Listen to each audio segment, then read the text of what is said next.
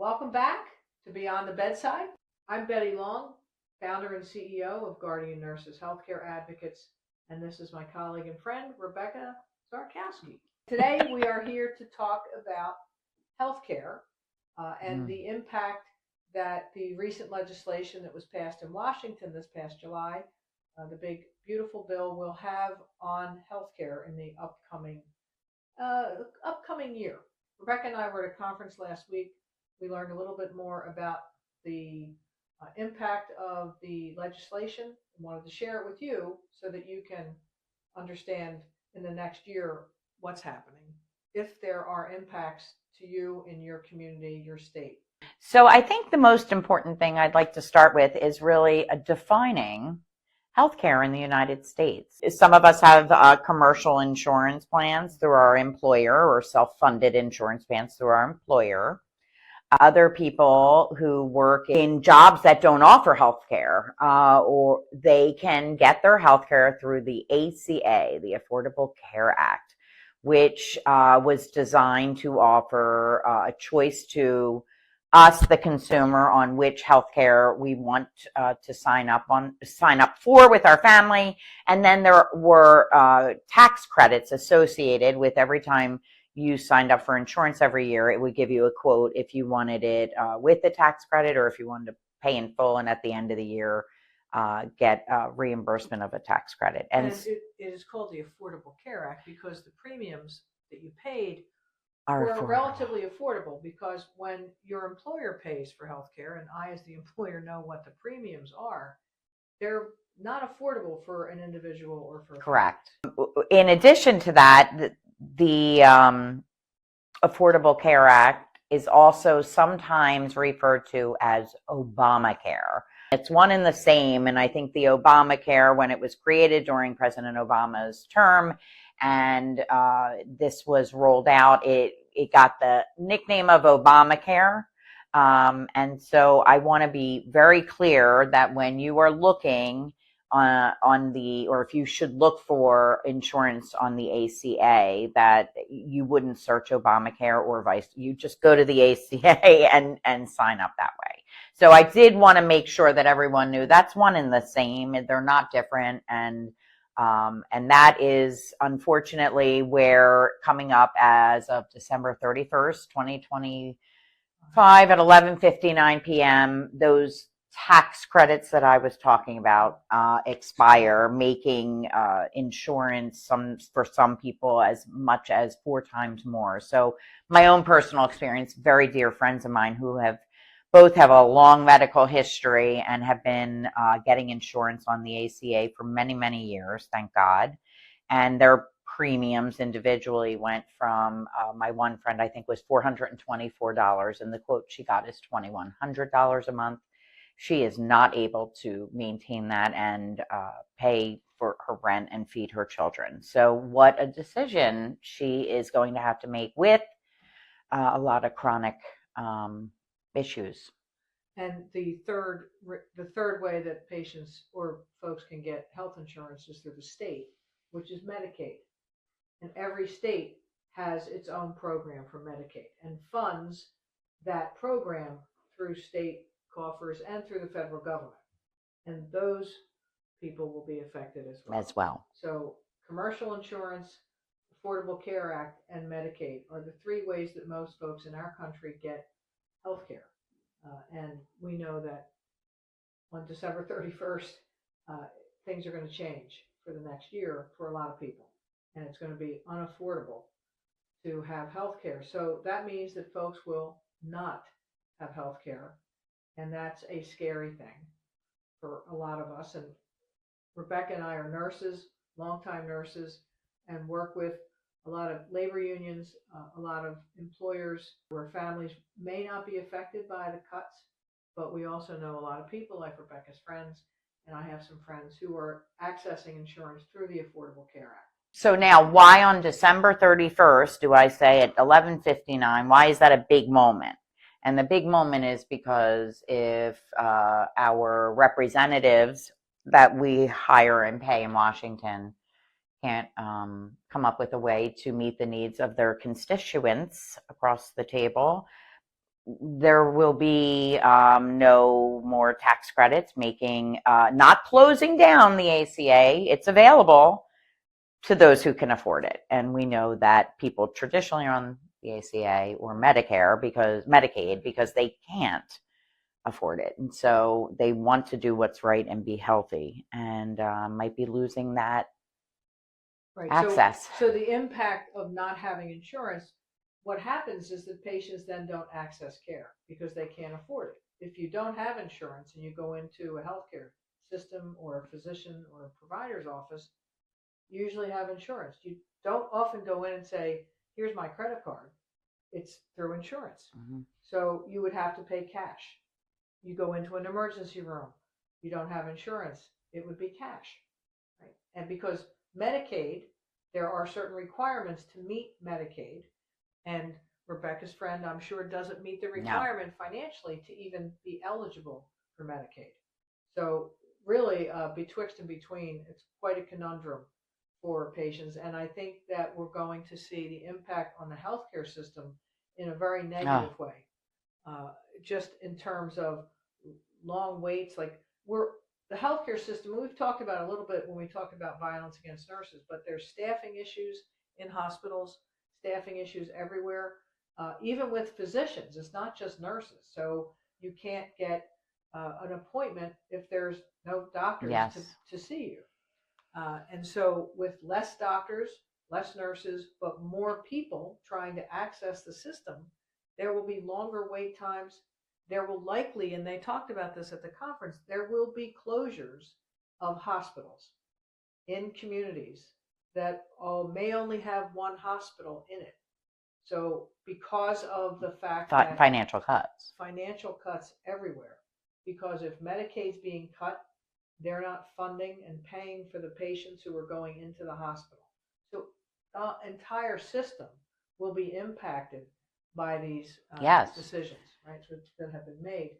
And we as nurses are really concerned about the impact on patients and their health, because it's scary to think that patients wouldn't access care. So if it becomes really, say you have a symptom that you've been dealing with for maybe a couple of weeks, but then December 31st comes along and you lose your coverage.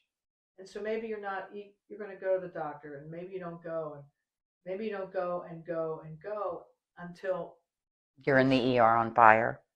So you're on fire, you're in the ER. It's so painful, you can't deal with it anymore. And you go to the ER, and there's scores of other people waiting in the ER as well, right? So you will be impacted if you're in a small community, a rural community. They talked about that at the conference, that here in Pennsylvania, most of the rural communities where there aren't multiple hospitals, there aren't multiple specialists, where folks access care through their community hospital, may be impacted. They may be closing.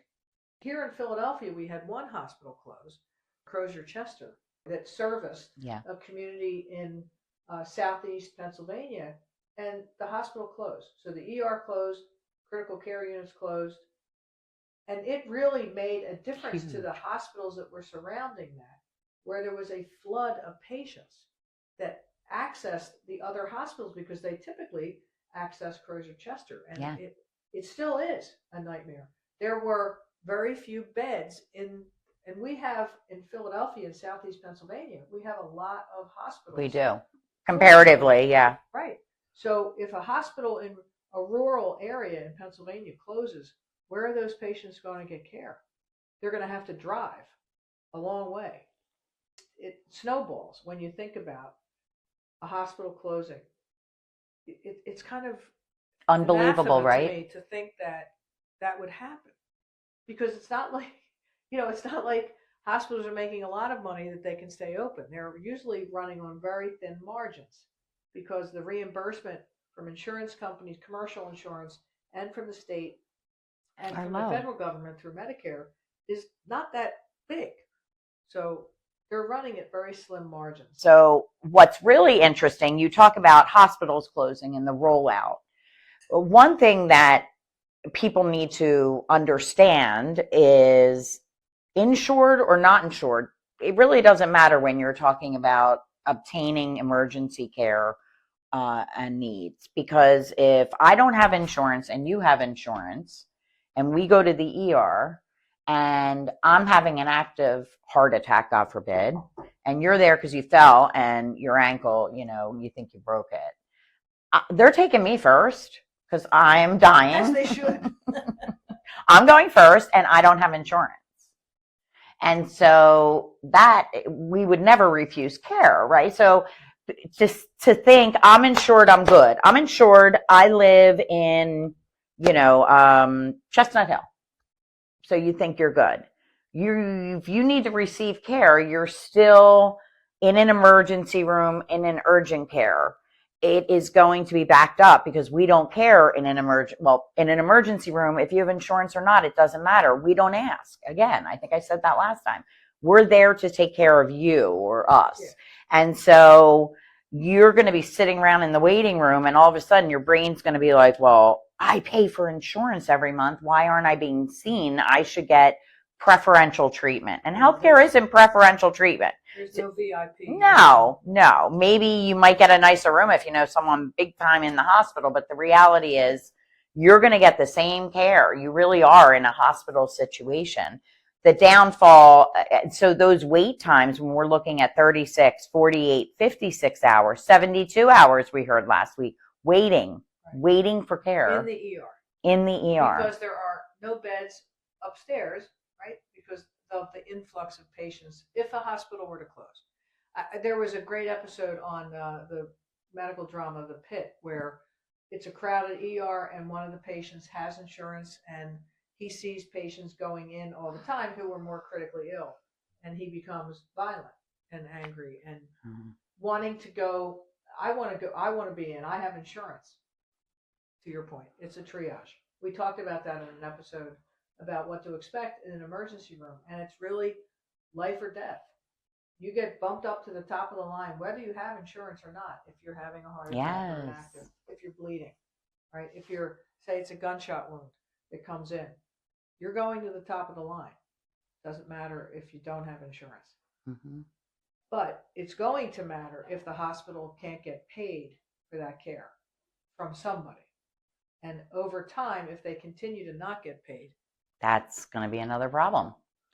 So, this is probably going to be like episode after episode, right? Because we're looking right now, we're talking about the ACA. We're focused on those tax credits expiring and the cost of the millions in Pennsylvania. What do we say? Is it, in the country, 22 million people, basically, I believe, is on the ACA, somewhere in that vicinity.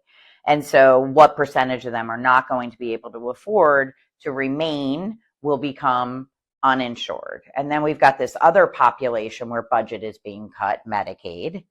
And that budget is part of what is feeding in addition. So you have no insurance feeding a hospital bill.